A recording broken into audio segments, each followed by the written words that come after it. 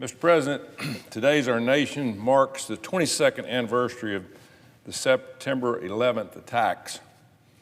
We mourn the loss of some 3,000 Americans who were murdered by terrorists. It was one of the darkest days in our history. Just last week, we marked another sad anniversary. It was the second anniversary of President Biden's surrender in Afghanistan. On 9/11 of 2021, the Taliban controlled more territory in Afghanistan than they did on 9/11 of 2001. That is an absolute disgrace. The responsibility goes straight to our commander-in-chief. At the time, President Biden called it an extraordinary success. Nobody else thought so. The American people overwhelmingly reject this idea. Our allies certainly reject this idea. It was not a success. It was the worst embarrassment of our nation in decades.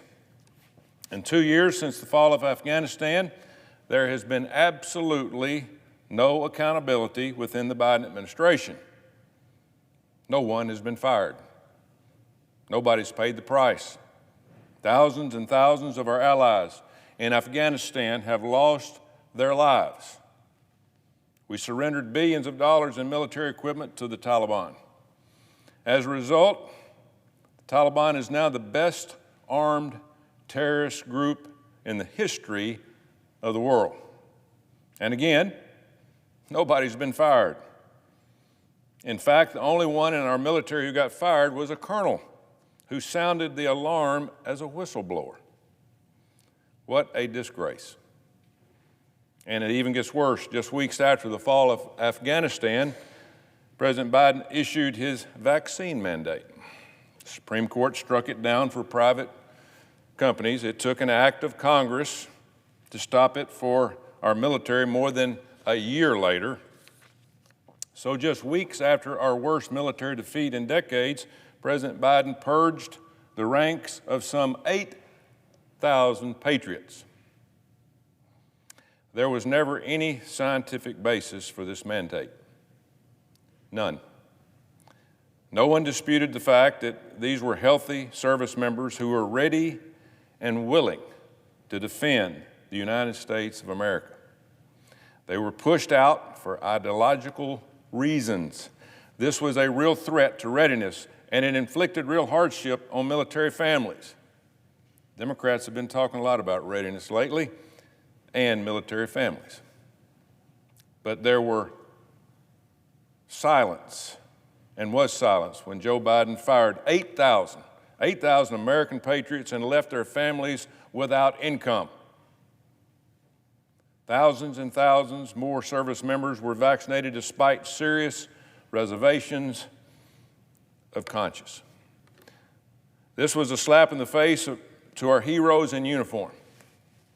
The Senate had the chance to fix this in July, but our Democrat colleagues blocked it.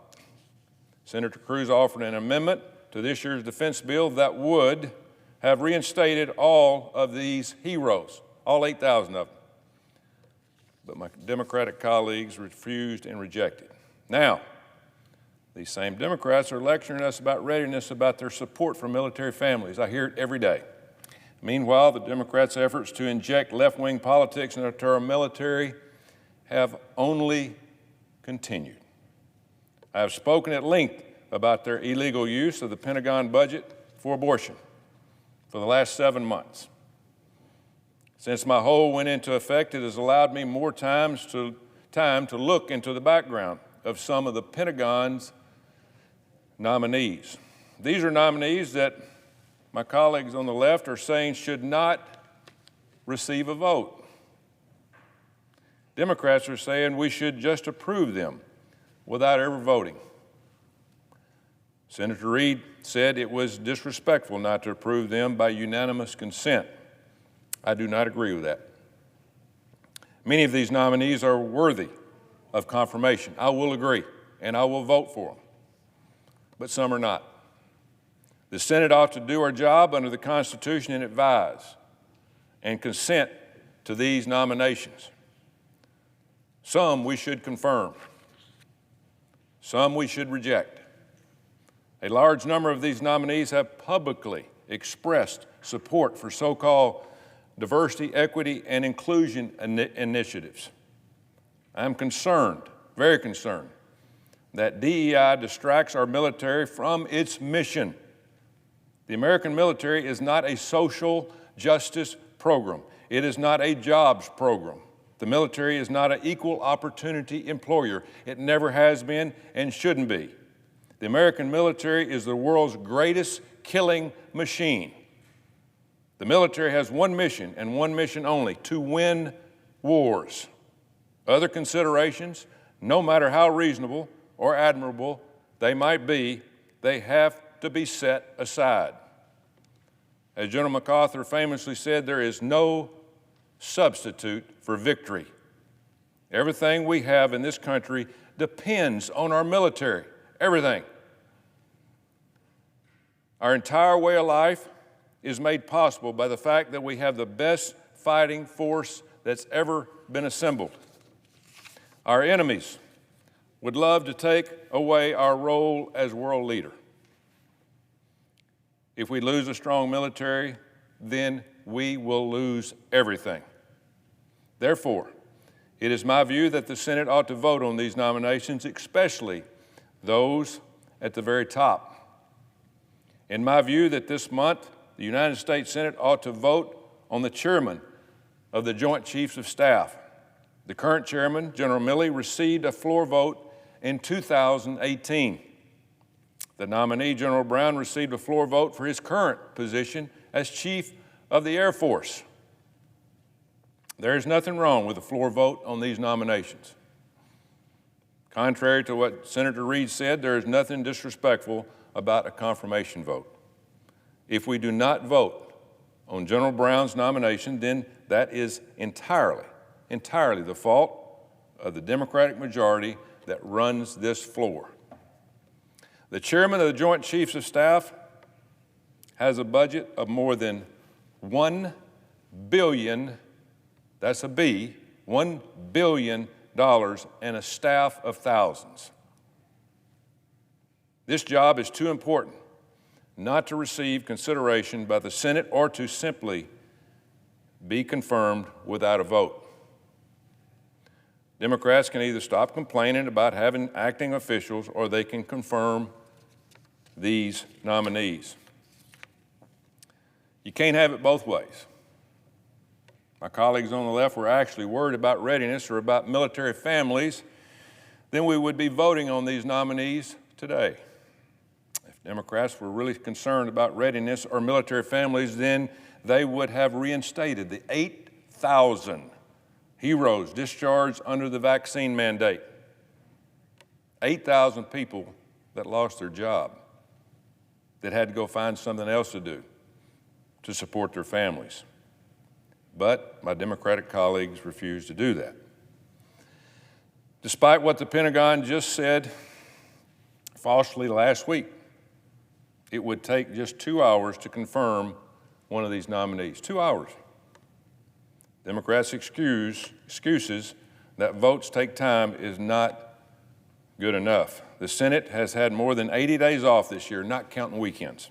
We just had a 5-week recess. We took Labor Day off. This is one of the least productive Senates in memory. I had a 40-year career before I came here. I didn't need this job, but I wanted to help my country. I came here to the Senate to vote and to uphold the Constitution. That's what this group and floor is about. I came here to make laws, not to outsource my job to the executive branch. I grew up in a military family. There is nothing in this world that I honor more than the United States military, except the Constitution, which they have sworn to defend and to follow. We need to get politics out of the military. It has no place in the place that keeps this country and our allies safe. The widespread perception that our military has gone woke under Joe Biden is driving away recruits. They're not signing up. Unfortunately, that perception is becoming more and more justified. Unlike my hold, recruiting is a real crisis as we speak. We need the best of the best in our military. And generally speaking, that's exactly who we have. We have the best of the best in our military. We do not need political or ideological motivated people in our military. We do not need political activists in the Pentagon. We need a military that is focused on its mission of fighting and winning wars, nothing else. That's their job. We depend on that. I still believe that our military is the best fighting force this world has ever seen. I still believe that our military has been the greatest force for peace of the last 75 years. All of the false attacks on me, including the Senate floor, they do nothing to change those facts. All of the false attacks on me do nothing except to strengthen my resolve. For my entire life, I have held the United States military as sacred in the blood of the fallen heroes. If we allow our military to become political, then we will have done a disservice to every one of the people that have fought and died. So if my Democratic colleagues in the Biden administration continue to inject politics in our military, then our children, our grandchildren will have to live in a much more dangerous world.